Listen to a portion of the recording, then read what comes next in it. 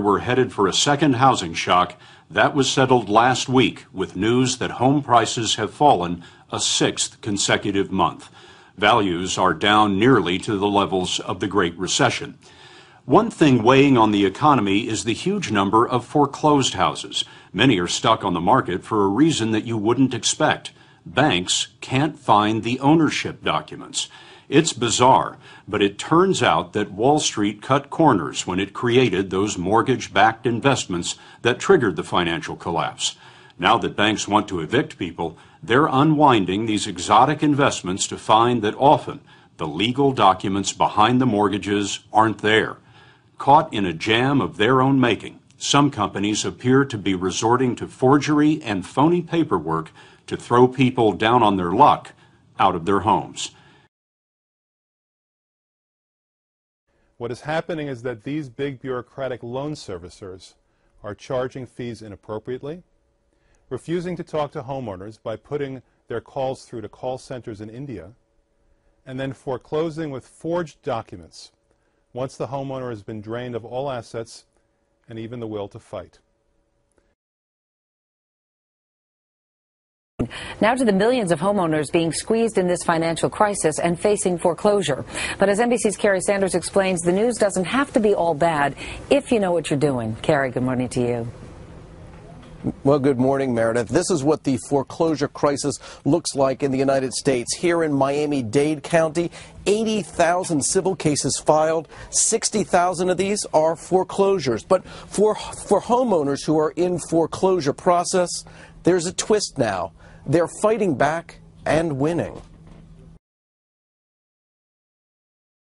I don't know what I'm going to do if these people decide to take my home. I have nothing else. I can't see myself after 35 years out there in the street. We worked hard for this. He worked until he couldn't work any longer. He don't know the half of what I've been through.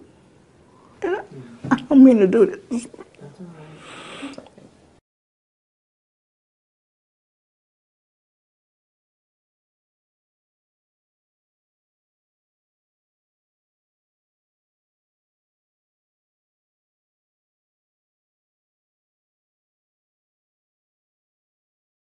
In foreclosure, the bank has to show it owns your house. But what most people don't know is that almost half the time, the banks don't have the paperwork to prove it in court.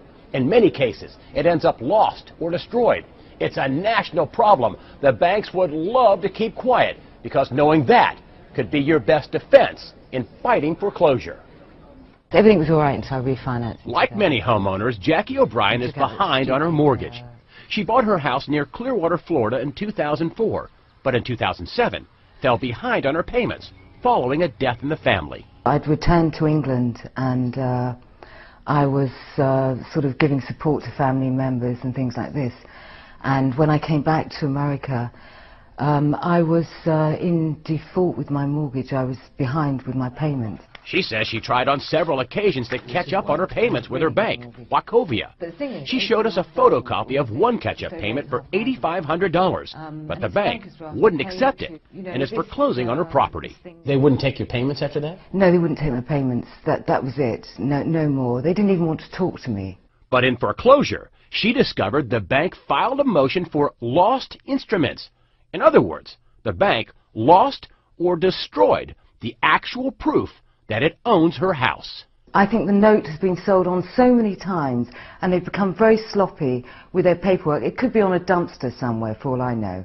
A bank losing a mortgage note may sound like a rare occurrence, but a recent study by law professor Catherine Porter found it happens nearly half the time. What I found is that banks failed to attach a copy of the promissory note, that is the evidence that the consumer owes the debt, in 40% of the situations. So 4 out of 10 consumers were being asked by their bank to make payments on a mortgage, but the bank didn't provide the evidence to establish what those debts were. And last November, a federal court ruled against Deutsche Bank and stopped them from foreclosing on 14 houses until they could produce the note. Those foreclosures are still in limbo. If your case ends up in court, don't let the mortgage companies off easy. Make them produce the note. Chris Hoyer is a Tampa attorney who's on the internet with a free website that teaches people how to fight foreclosure. He thinks people should fight, not for a free house, but for a better deal. If you're about to lose your home, at least make them produce the note. Make them prove, first, that they have the note, the IOU, and second, that the person who's standing in court is a person authorized by the owner to take your home. And that's just what Jackie O'Brien is planning to do. I'd like to know who actually owns my mortgage. I'd like to know who I can deal with. I'm going to make them produce the note. She says the bank is pressing on with foreclosure and won't agree on a catch-up payment. In addition, she says they keep tacking on fees. The only way that they will do it is that if I pay them something like $20,000 in fees and things, they want me to pay all these extra fees that they've thrown in on top. Catherine Porter says excessive and unnecessary fees are also a national trend.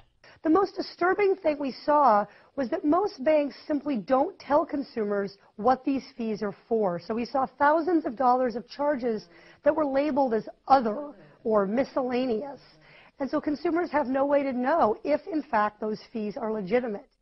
We contacted Wachovia to ask about the case, and they said, due to customer privacy concerns, we cannot give specifics into pending customer actions, but we will work with customers through the delinquency and foreclosure process to keep them in their homes. O'Brien says if the bank can't find her note, they should renegotiate a new mortgage without the fees and payments she can afford. I want to pay, I'm not looking for a free ride or anything. I want to pay my mortgage. I want to get my life back on track. O'Brien goes to court soon to find out how long she'll stay in her house. Attorney Chris Hoyer says if you get a foreclosure notice, you should get an attorney and find out when and where your foreclosure court date is.